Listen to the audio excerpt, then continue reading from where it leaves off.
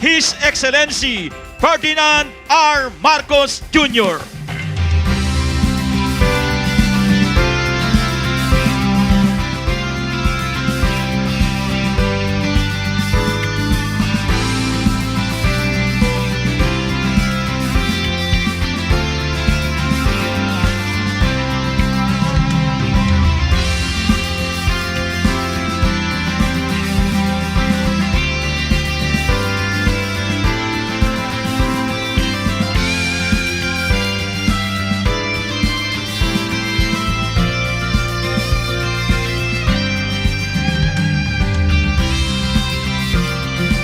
Sa ngayon, ating matutunghayan ang unveiling ng project marker ng Camalaniugan Bridge na pangungunahan ng ating mahal na Pangulo.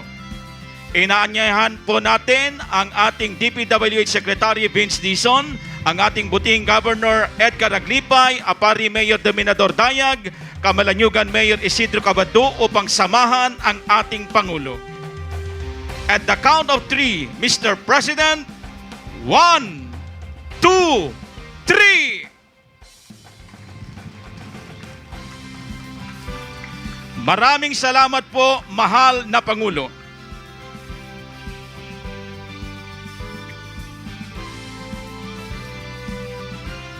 Sa pagkakataong ito, mga kababayan, ating na pong pakinggan ang talumpati ng Pangulo ng Republika ng Pilipinas, Ferdinand Marcos Jr.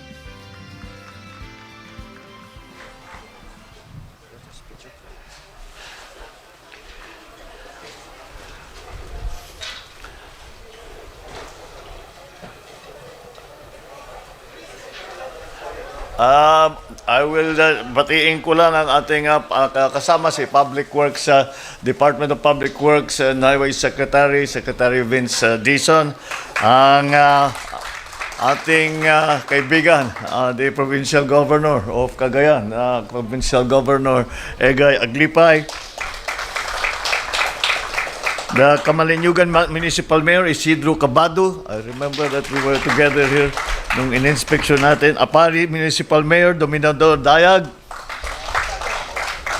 All the other chief executives that are here present, fellow workers in government, distinguished guests, ladies and gentlemen, na imbag nga bigat yu amin apo.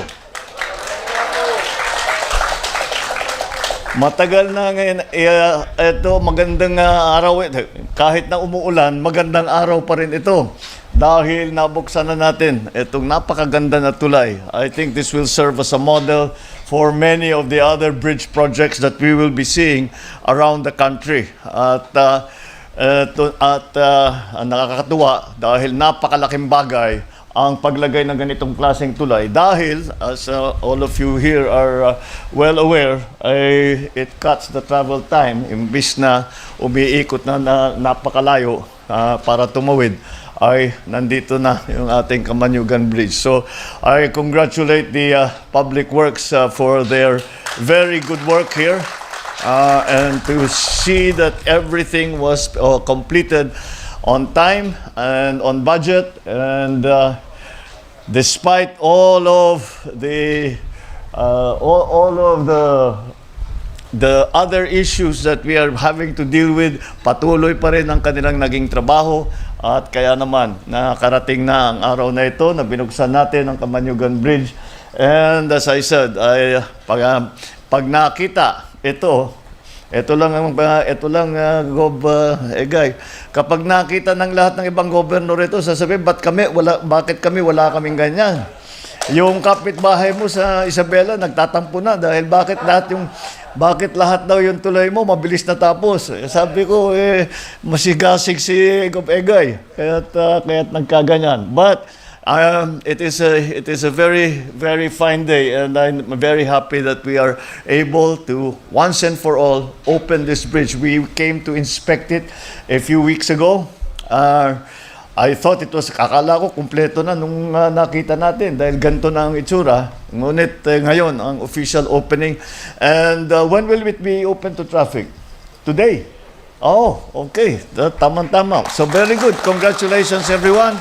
And I am sure na itong tuloy na ito, ako'y nakakasiguro na ang tuloy na ito, magbabago ang ekonomiya sa magkabila ng tulay na ito. Mabubuksan, maraming mabubuksan. And this will give many opportunities for our in the surrounding areas, mabibigyan ng mga opportunities for new jobs, for new businesses. And I'm sure that you will feel the effects, the economic effects in a very short time. So congratulations everyone, and what a wonderful day. We are opening the Kamanyugan Bridge. Just take nina kaday kaya amin ako.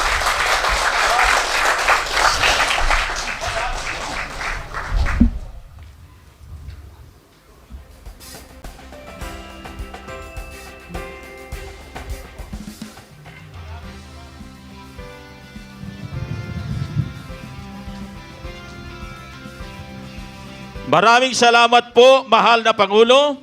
Sa pagkakataong ito ay inaanyahan po natin ng ating Pangulo para paunlakan ang isa pong photo opportunity kasama po ang mga opisyales ng Cagayan at iba po nating mga bisita.